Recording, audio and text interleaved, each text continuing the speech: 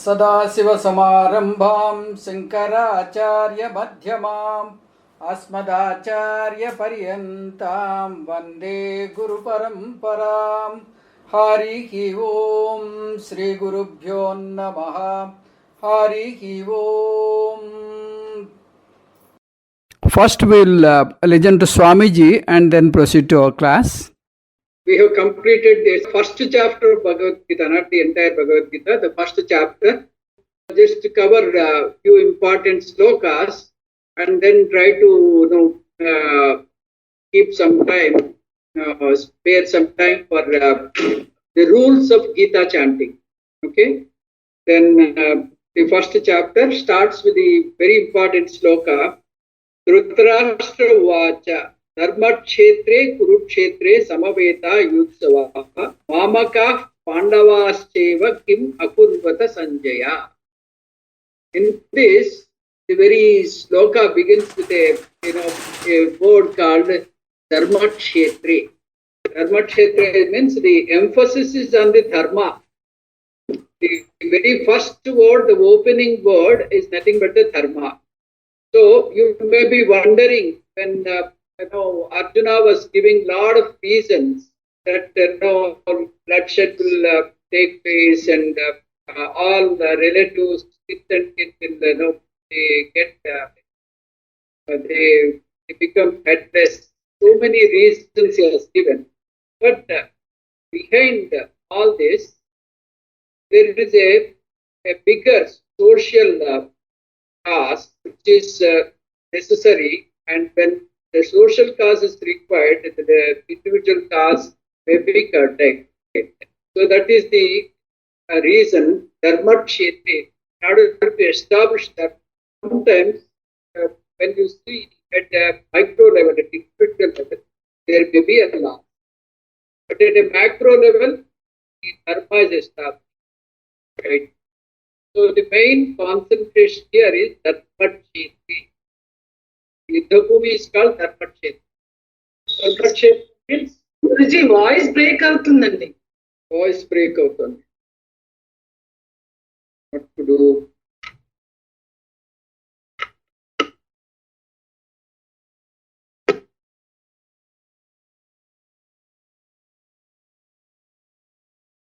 Dharmakshetre Kurukshetre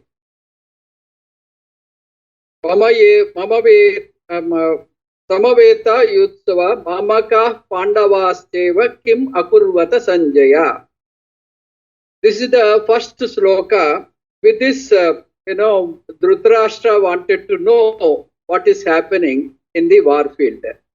Actually, they did not go to the war field, but Sanjaya is sitting right in front of Dhritarashtra, and Sanjaya had an excellent boon of gazing war by virtue of a boon given by Vyasa Maharshi.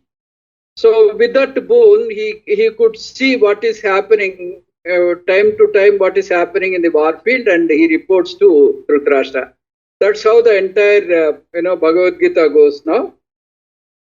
So the first thing is, when Sanjaya wanted to tell Dhritarashtra, and Dhritarashtra requests Sanjaya to tell the event by event. Then the Duryodhana enters first.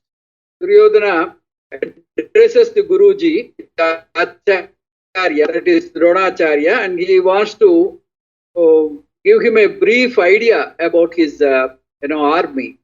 So who are all the important people in his army, and he wants to introduce. And then he tells each person on either side, not only from his side, from the other side, enemy side, who are all the people and what are their strengths and all that. So he introduced all of them, and then he comes to a kind of diffidence. He feels that he because of the guilt consciousness, he feels that his army is not enough to face the Pandavas' army. Though by size wise, physically the Pandavas' army is very small, 5 Akshohinis, whereas Kaurava's army is 11 Akshos. It has got more in number.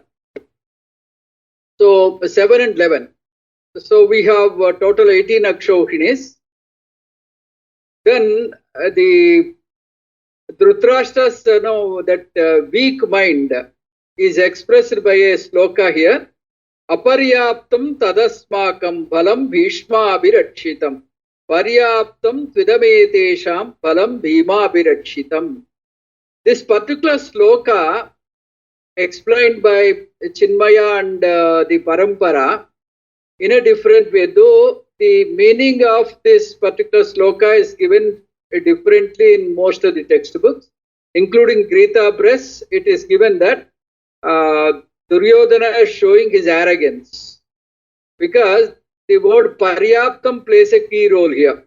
Paryaptam, Aparyaptam. Aparyaptam tadasmakam. Our army is Aparyaptam. Aparyaptam means it is so vast. It is limitless. That is one meaning.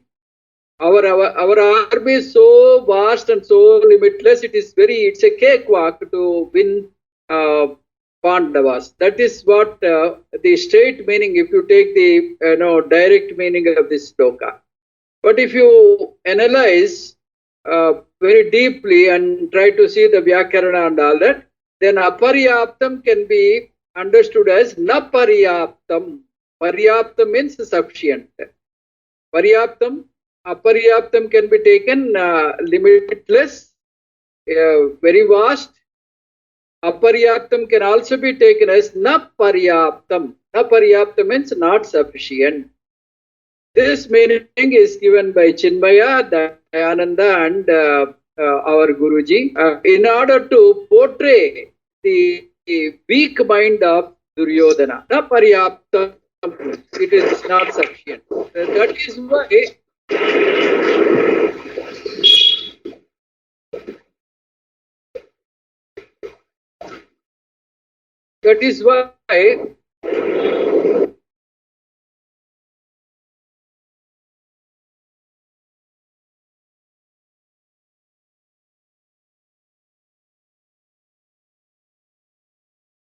Is it okay, sir? I think I have muted.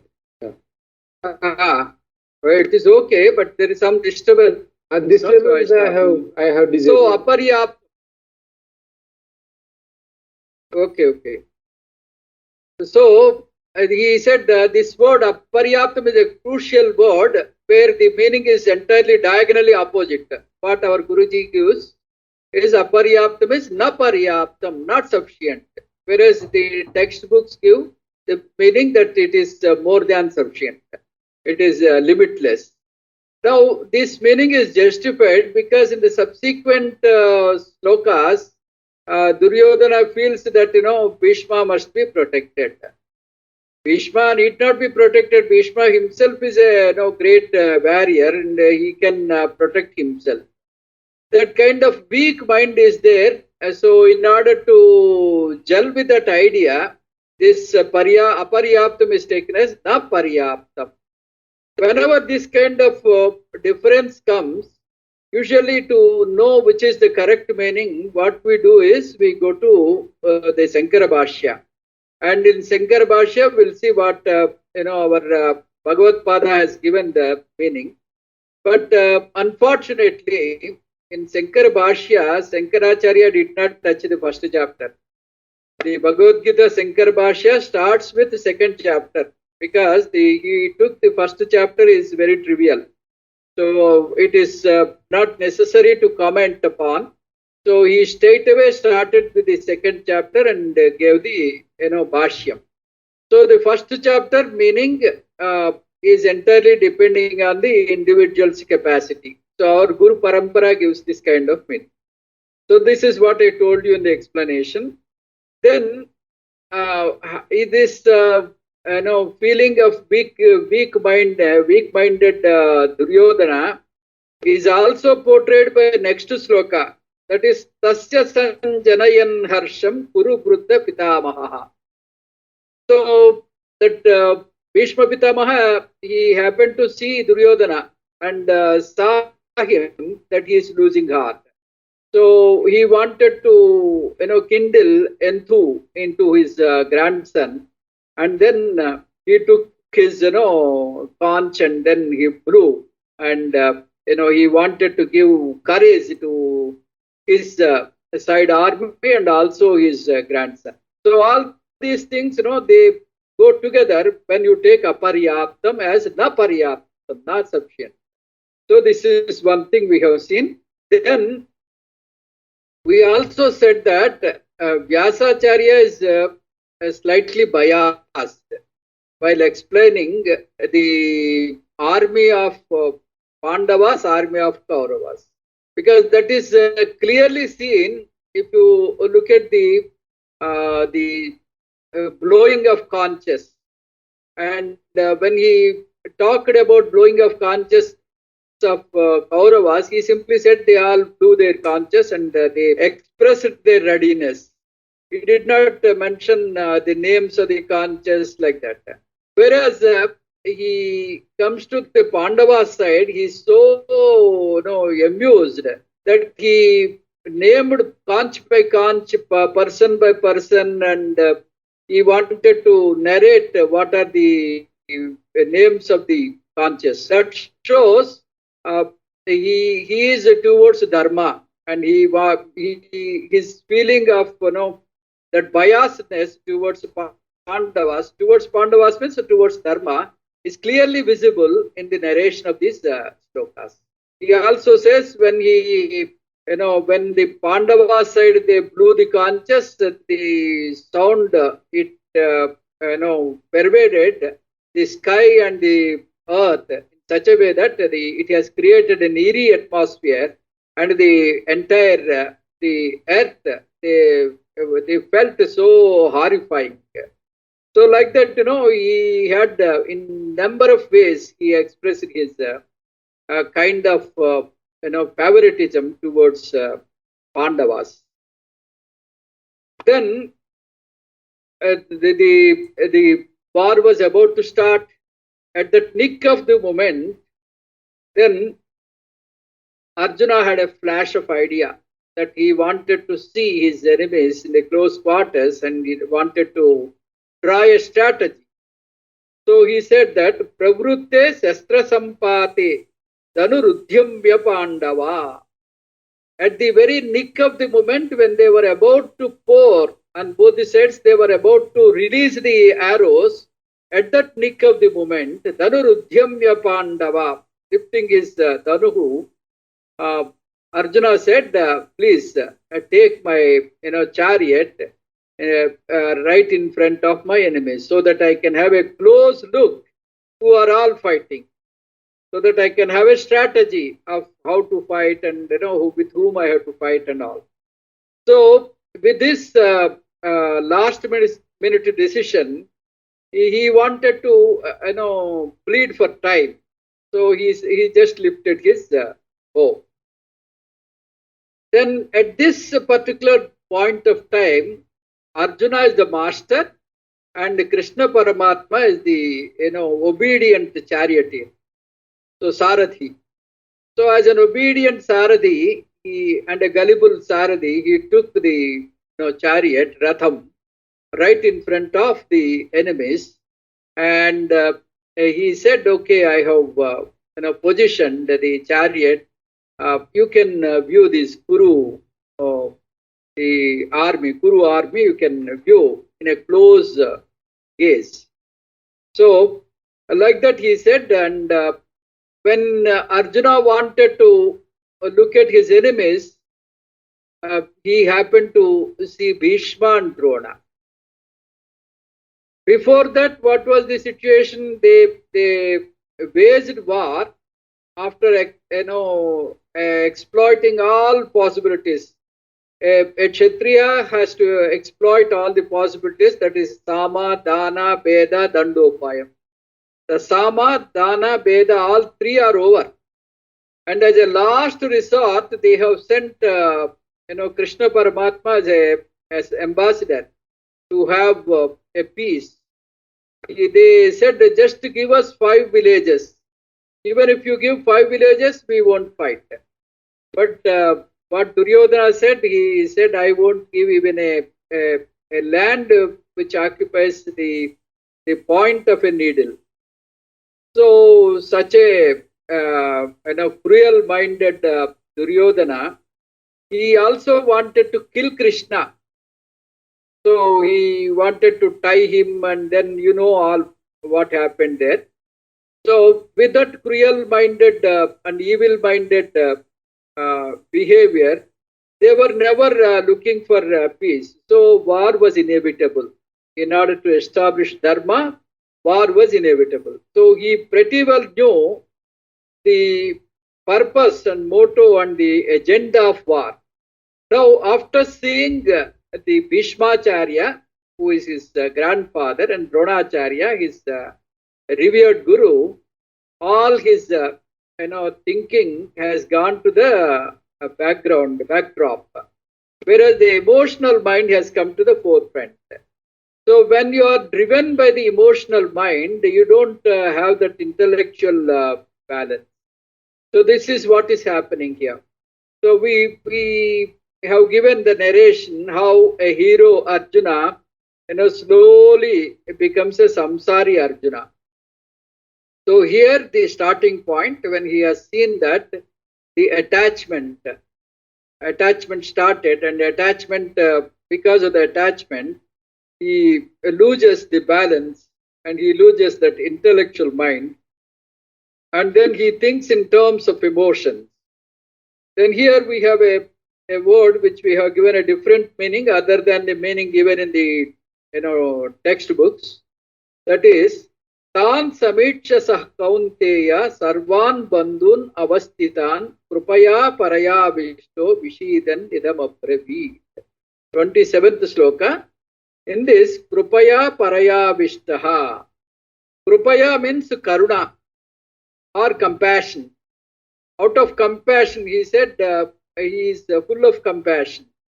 That word compassion is not correct, because they don't, the other side, they don't need his compassion, because both the sides, they are full of revenge. So nobody is in need of compassion at that time. They want to know who is who is powerful, and they want to decide the dharma there. So that word krupaya doesn't fit there. So here the word krupaya is translated as ragena, by attachment, not by compassion, by attachment.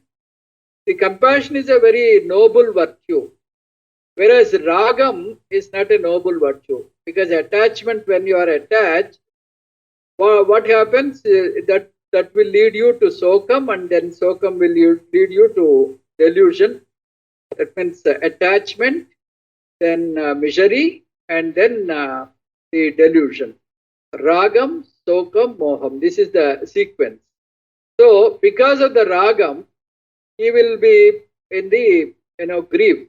He will be totally grief stricken, and he lost his balance.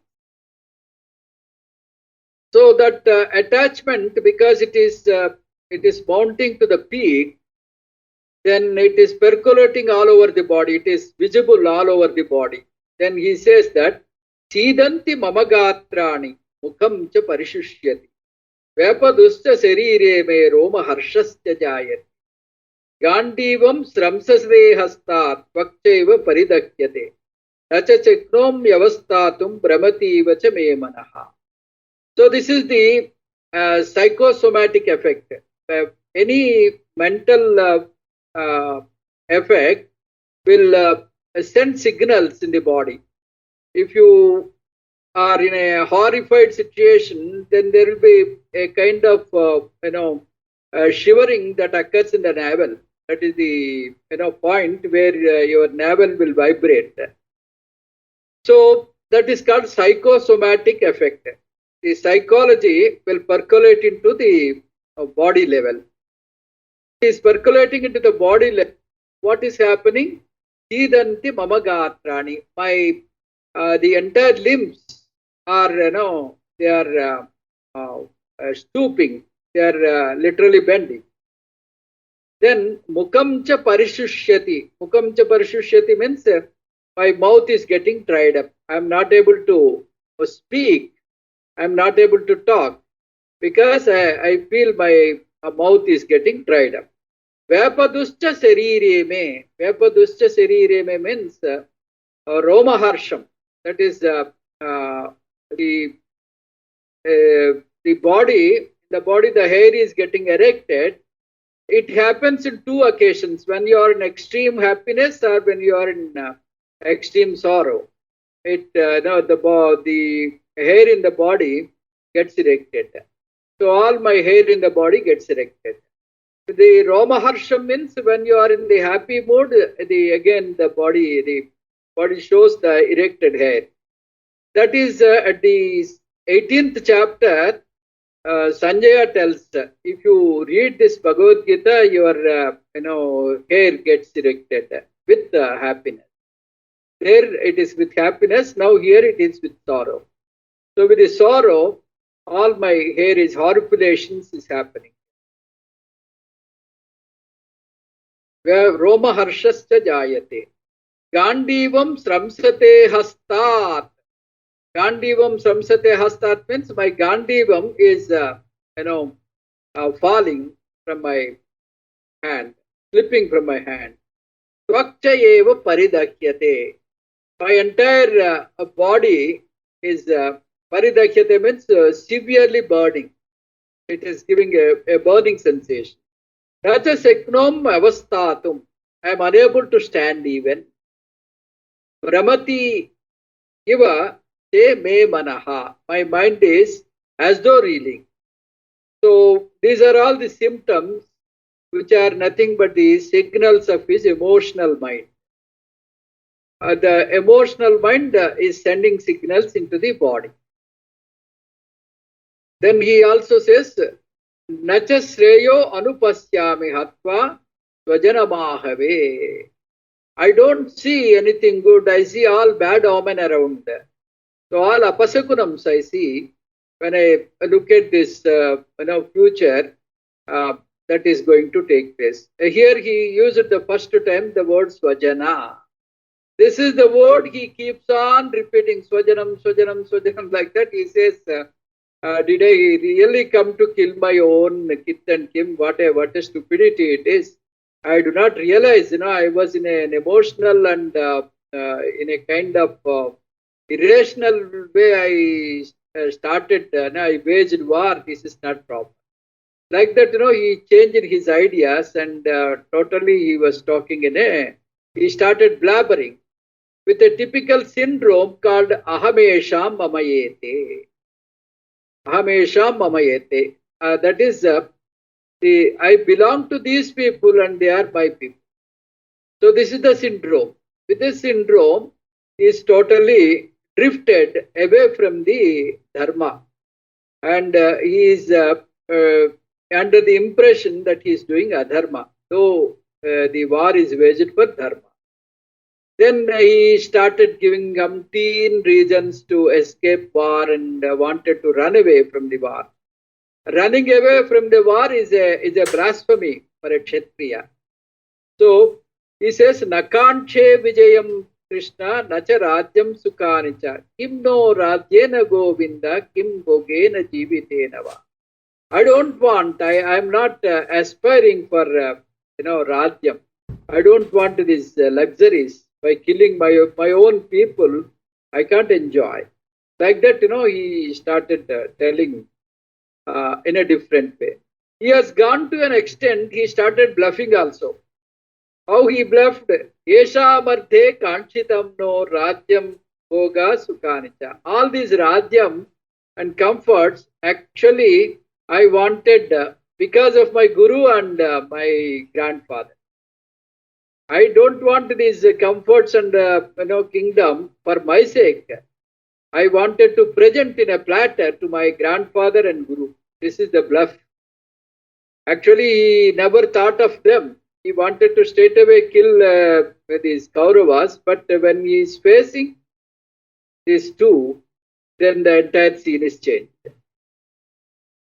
Then in the beginning he said, Datra Rashtrasya Durbuddhehe. these evil-minded people. I want to kill them.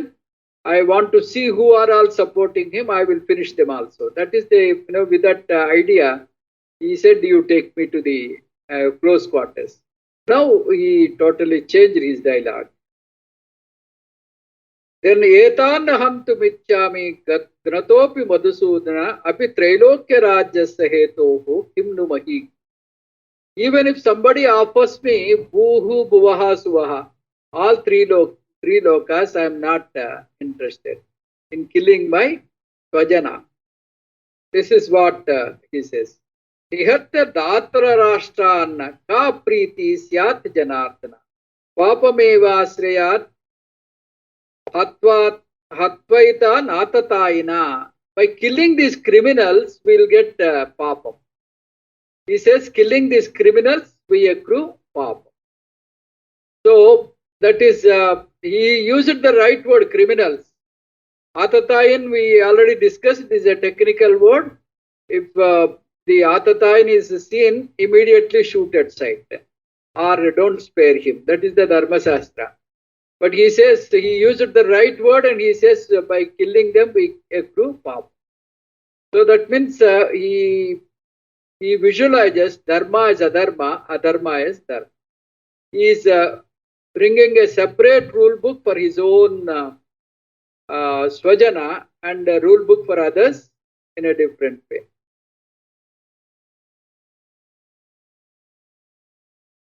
So like this, he had put various reasons, and then finally he also said by killing these men.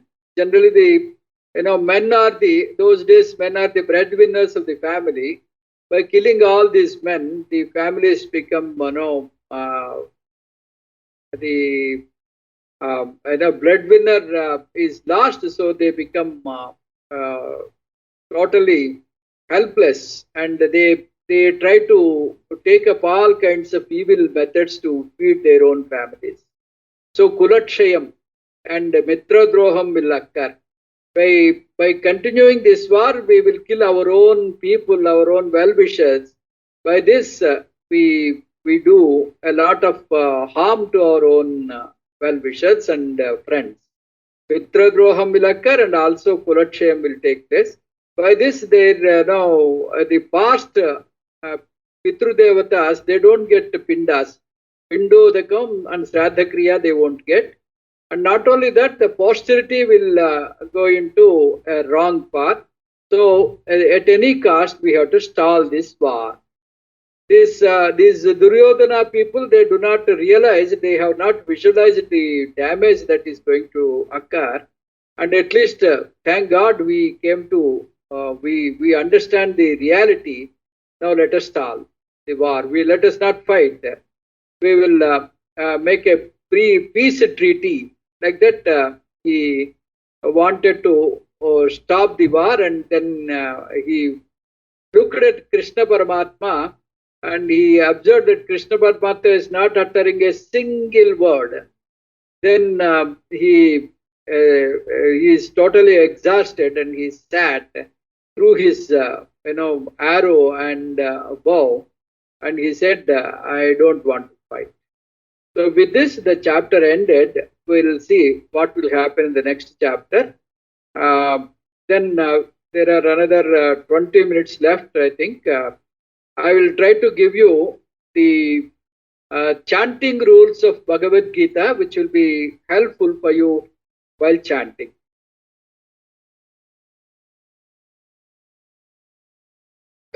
There are many rules. There is a separate subject called Siksha Shastram, which is specially dedicated on the phonetics of the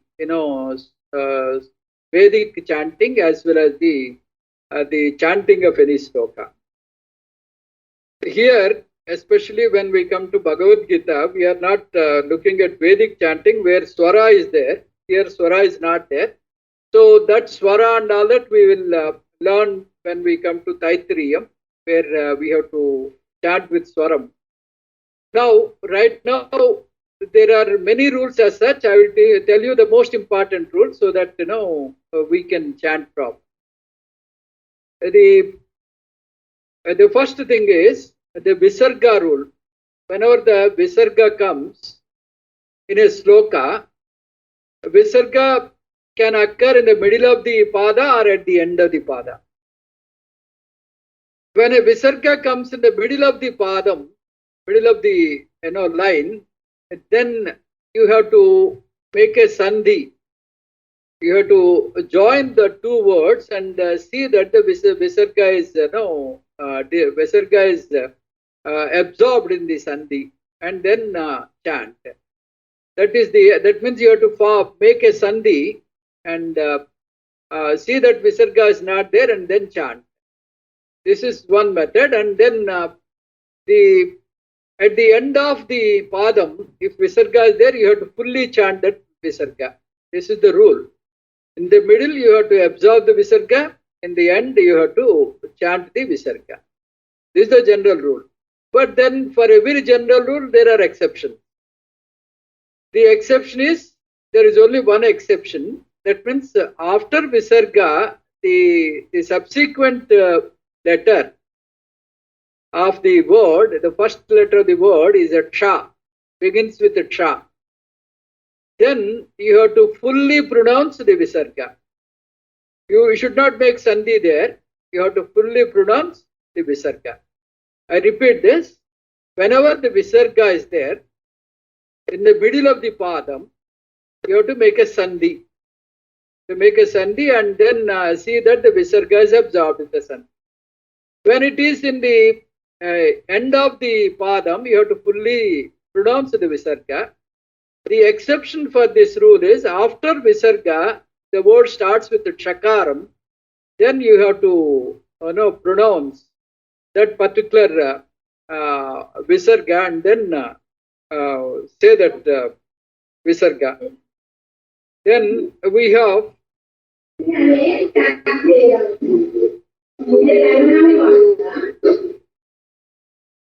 then we see that in a Barakadi, we have got Kavarga, then we have got Chavarga, all these Vargas are there. In that, except Ka, Kha, then Cha, Cha, Tata, Tata, Papa, these 10 letters. Leaving these 10 letters, if before Visarga, Akara comes, before Visarga, Akara is there, and after Visarga, any other letters other than these 10 letters. What are these 10 letters? Ka, Kha, then we have Cha, Cha, Tata, Tata, Papa. These 10 letters. Leaving these 10 letters, after Visarga, any other letter comes, Visarga is dropped and you have to put O. I'll give you an example, you understand. For example, Namaha plus Namaha. Namaha plus Namaha, we have the word Namo Namaha. Namaha plus Namaha, Namo Namaha. Visarga is dropped and the Ma becomes Mo. Namo Namaha. Then Namaha plus Bhagavate. See this Bhaga, Bha. Bha is not in the 10 letters. What are the 10 letters? Ka, Ka, Cha, Cha, Tata, Tata, Papa. These 10 letters, leave these 10 letters, any other letters after Visarga. And before Visarga, it should be Akara.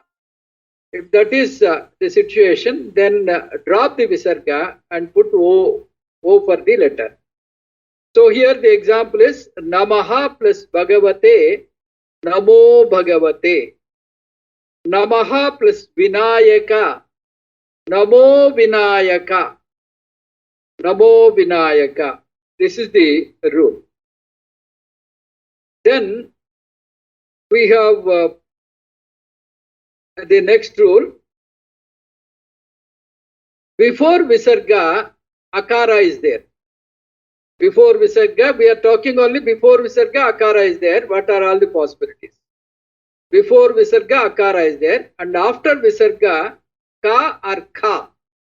We have separated 10 letters, no? What are the 10 letters? Ka, Ka, Cha, Cha, Ta, Tha, Tata, Papa. Now each pair we have separate rules.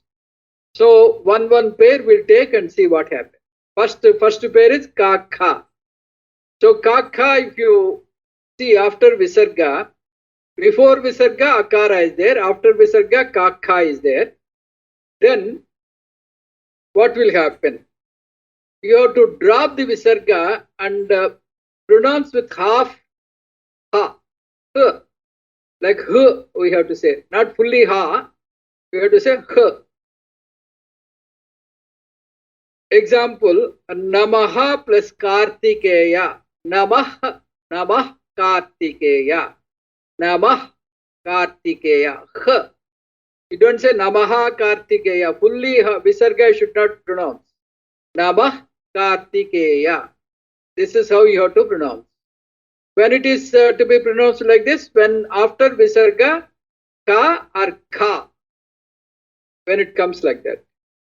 So this has got a special name called Jihva Muliya.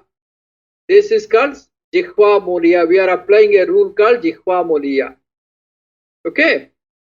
Then we have got cha cha, these three letters, that is cha cha, ta ta, ta ta. What will be the rule? After visarga, before visarga, it is always akara. Before visarga, akara is there. After visarga, cha, cha, or sha. Sha is Shakuntala sha. You write Shakuntala, no? Sha. Cha, cha, sha. If you add any of these letters, you get an additional sha. That is Namaha plus Shankaraya, Namah Shankaraya, sha sha, 2 times sha. Namah Shankaraya, Namaha plus Shiva, Namah Shivaya.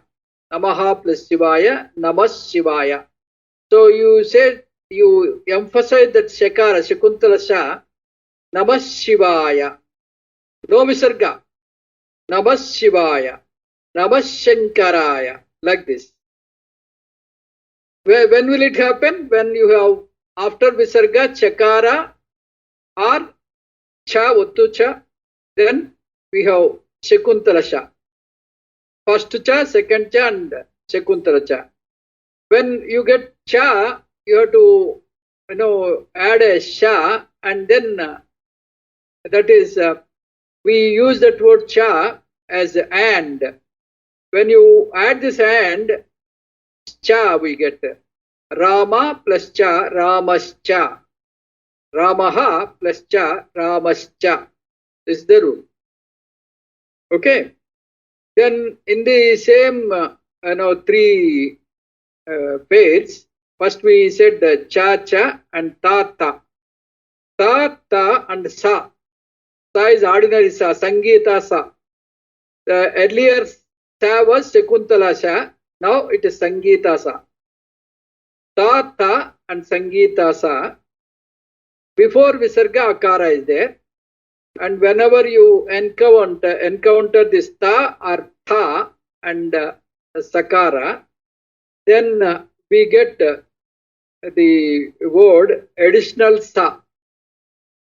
See this, Namaha plus te. Namaha plus te, Namaste. This sakara has come because we are dropping the visarga and adding sakara. Namaha plus te, Namaste. Then Namaha plus Samba Shivaya, Namas Samba Shivaya, 2 times. Namas Samba Shivaya, emphasis. And this sa is Sangeeta sa. Okay, this is the second one. Then the third in the pair is ta ta and sha. Ta ta and sha. Whenever the ta ta sha comes after visarga and before visarga akara is there, then we get sha. Instead of visarga, you drop the visarga and put a sha. The example for this is Namaha plus Tavarga, Namash Tavarga. Sha is this, additionally a sha comes, Namash Tavarga. This is the rule. So the first rule is whenever the visarga, before visarga akara comes, after visarga kakara comes, ka or ka, then means we have to pronounce half ha. గురుగారు Example, చెప్పండి. Yama? Sorry టఠ ఇంకొకసారి repeat చేయండి. Tata sha, there are not many examples. The tata sha, you have to drop visarga, okay, and put sha. That is namaha plus tavarga, namash tavarga, sha and ta. Namash tavarga. That sha has come in between. Okay. So like Namah Shivaya, additional Shakaram has come. Then Namaha plus Telo, additional Sakara has come. Here additional Shakara comes instead of Visarga. Okay. So this is the thing. And the last one in this series is Papa. Papa. Here, whenever the Visarga is there, and before visarga, for all this, before visarga akara is there. Namaha means makara plus a. Namaha plus visarga, namaha visarga plus pakara. Namah pankajaya, namaha plus pankajaya. You have to cancel that visarga and put uff. That is not uff. Something like f. In English we have f, no? The same F we have to say instead of visarga. Namah pankajaya. Namah pankajaya. You don't say namaha pankajaya. Namah pankajaya. And this is called upadmaniya. This is called upadmaniya rule. I will give another example. Namaha plus padmamukaya. Namaha plus padmamukaya. How do you say? You don't say Namah Padmamukaya. Namah Padmamukaya. This is Upadmaniya. We have that Purnamadah Purnamidam, that the end slow, the mantram is there, no? At the end of the session, we regularly chant. So, in that, what is the word Purnamadah Purnamidam? Because after Visarga, again Pakara is there. Purnaha means akara is there before visarga, and after visarga pakara is there. Purna means pakara is there. So uff septum, uff comes. Purnamidam, like that. Uff. This uff is called upadmaniya. Okay, this is one rule. So we'll proceed to the next rule. I will give these notes. I'll circulate in WhatsApp, and give it as an attachment so that you can revise. Okay. Then. Gurugaru Namaskaram. Ee rule to paatu inka emana rules pushkam ivagalrandi. The more rules are there, I'll try to give you. But these are the main rules. Okay, I'll try to give you. There is one, Swamini Swatma Bodhananda, who has given rules. So I'll try to share with you that notes. And in that, whatever is required for our Gita chanting, I have picked up. Okay. So as you wanted, I'll give you the complete notes. I will share with you. Yeah, welcome. Then, the next rule is, if you have before visarga akara is there, and after visarga akara is there again. You see it, a typical situation. Before visarga akara is there, after visarga akara is there. Now imagine visarga is not there. If visarga is not there, what happens? You get a sandhi called savarna dirgha sandhi. You get akara. That is the common thing. But because of the visarga, we don't get savarna dirgha sandhi. Instead of savarna dirgha sandhi, we have to cancel that visarga. The visarga is dropped, and then we get okara. O. Examples: Saha plus aham, soham. Saha plus aham, soham. Kaha plus api, kopi. Asangaha plus aham, asangoham. Now, in this case, we put a special notation called avagraham. Avagraham is written like S in the Devanagari. In Telugu, it is written like 2. Number 2 is written like kopi, ko and 2 and api p is written. In Devanagari, ko and S, p is written. This S are 2, S in Devanagari and 2 in Telugu. It is called avagraham. Avagraham is used because you should not get confused with Savarna Dirgha Sandhi or the other Sandhis. Because if it is taken as a Sandhi there, kopi will come only, ka plus u becomes ko, Gunasandhi. So actually Gunasandhi did not take place there. So in order to alert you that Gunasandhi did not take place, that avagraham is used there. Okay. So this is what the rule is. A plus A becomes O with a navagraha followed. Kaha plus api, kopi. After ko, avagraham is there and P is there. Okay. Then we'll proceed to the next rule. You will get it, when you read the notes. Don't be in a state of confusion or anything like that. Just listen carefully, concentrate. Once you read it, it is an easy affair. It's not a difficult thing. Then the next rule is Udbhavaha plus Chobana. I told you there is an exception. The exception of the rule is whenever after Visarga Shakara is there, you don't drop the Visarga, you will have to pronounce the Visarga fully. Udbhavaha plus Chobana, Udbhavat Chobano Deva. This is picked up from the Gita sloka. There you don't drop the Visarga, you will have to pronounce completely. Udbhavaha Chobano Deva. Like that. Then, next rule is, whenever there is a akara before Visarga. Now, earlier I said hrasva, akara. Now, akara, dirgham.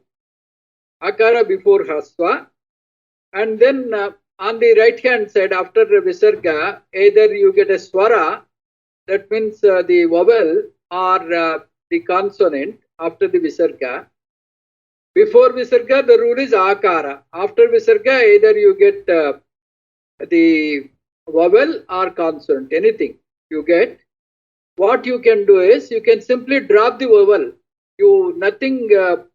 No transformation in the letter. No okara.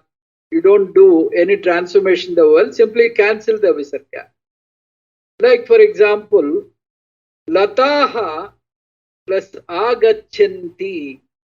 Lataha plus agachanti. Before Visarga, ta is there. That means akara is there. So you simply cancel that Visarga and say Lata agachanti. No Visarga. Okay, this is the rule. Similarly, another example, Gajaha davanti. Cancel the Visarga. Gaja davanti. You can cancel the Visarga and pronounce Gaja davanti. Okay, this is the rule. Then the next rule is Guruhu plus Vishnu. This rule applies. We talked about before Visarga Akaram. Before Visarga Akaram we have talked. What about the other vowels? There are other vowels like Ikaram, Yikaram, Bukaram, Arukaram, Aukaram. So many vowels are there, no? For all these vowels, before Visarga, if other vowels come, other than Akara and other than Akara, what happens is, you simply cut the vowel and introduce one half Ra. R. You have to introduce before, in the place of Visarga. If I give an example, you will understand. Guruhu plus Vishnu. Guruhu plus Vishnu. In this, what happens before Visarga? Ukara is there. Okay, not Akara, Rakara. Ukara is there. So, because Ukara is there, you cancel that Visarga. Gurur Vishnu. Guruhu plus Brahma. Gurur Brahma. Gurur Devo. That slokam is there for us. Gurur Vishnu, Gurur Devo. That comes because of the rule. Before Visarga, we have discussed about Akara and Akara. Now, other than Akara and Akara, any other vowel comes. Then cancel that Visarga and put Ur. Gurur Vishnu, Gurur Devo. Like that. This is the rule. Then we have got what is called Anuswara. This Anuswara is nothing but Bindu in Hindi. Bindu means when we put a Bindu, we pronounce that Purnakshar. So when Bindu is there, when after Bindu, when you have the letter Ya, you should not pronounce the Bindu with the Makara. That is the rule. For example, Samyamanam. Samyamanam. Usually we say that Samyamanam, that Sam, S-A-M or S-U-M, Sam Yamanam will say. But the rule is, the chanting rule is, after Bindu, if Ya comes, that Makara should not be pronounced. How you have to pronounce? You have to introduce half Ya. Sanyamanam. Sanyamanam. We have Purusha Suktam. In that Tacham Yora Vrinimahe, the Cham, Makara should not be pronounced, because after Bindu, immediately Yo is there. After Bindu, Yo is there. Tacham, Yo. Because of that Yo, Yakara, that Ma should not be pronounced, so you have to introduce it instead of Makara, half Ya. Tachayora Vrinimahe. Tachayora Vrinimahe Sanyamanam, not Samyamanam. Sanyamanam, Atma Sanyamana Yogam, not Atma Samyamana Yogam. So like that, there are various other rules. I will tell you as and when we come across. Then, for Trayambakam kuda dikende vastunda. Trayambakam Yajamahe. That is after Ya. After Ya we get Anuswara. Not I am talking about the Purnashra before Yakara. Before Yakara, Samyamanam, this Anuswara comes before Yakara. So if Purnakshara comes before Yakara, we should not pronounce Makara. How we usually say Samyamanam, isn't it? That the Sam. Makara should not be there. Sanyamanam. Atma Sanyamanam. Vyasema Deva Sanyadayuhulaga. Vyasema Devahi Tamyadayu Kakuna Tanyadayu. Vyasema Deva Hitam Yadayuhu. There also it is the same thing. Wherever the Yakara comes after Anuswara, you have to say half Ya. Okay? This is the rule, and then for Saha and Yesha, wherever the Saha or Yesha comes, like we have before Visarga, Akara, one rule I told you, you can simply drop the Visarga. The Saha and Yesha, these are the exceptions. You can simply strike off the Visarga and write Sa. That is Sa Brahma. Sab Brahma, Sasiva, Sab Brahma means actually when we give the meaning, we have to add Visarga. Saha Brahma. He is Brahma. Saha Vishnu. But actually while chanting, you drop that Visarga and chant. Okay, we said that in the Parikshalokan, Karmachitan, Brahmano, Nirveda Maya, in that we have Tad Vijnanadam Sagurum Yeva Abhigachet. Saha. Saha Gurum Yeva Abhigachet is the actual word. There we said Sagurum Yeva Abhigachet. Sagurum means that Visarga is dropped because in the middle of the pada, we don't pronounce Visarga, except in the case of Chakara. This is the, a brief description. As and when we come across, these situations, I'll explain. Because it is a huge committed subject called Siksha Shastram, which these, Pandits, they learn for 12 years. It is not an easy thing, but to the possible extent, we'll try to explore. Om Purnamadah Purnamidam Purnat Purnamudatyate Purnascha Purnamadaya Purnamevavasishyate. Om Shanti Shanti Shanti. Harihi Om Shri Gurubhyo Namaha. Harihi Om.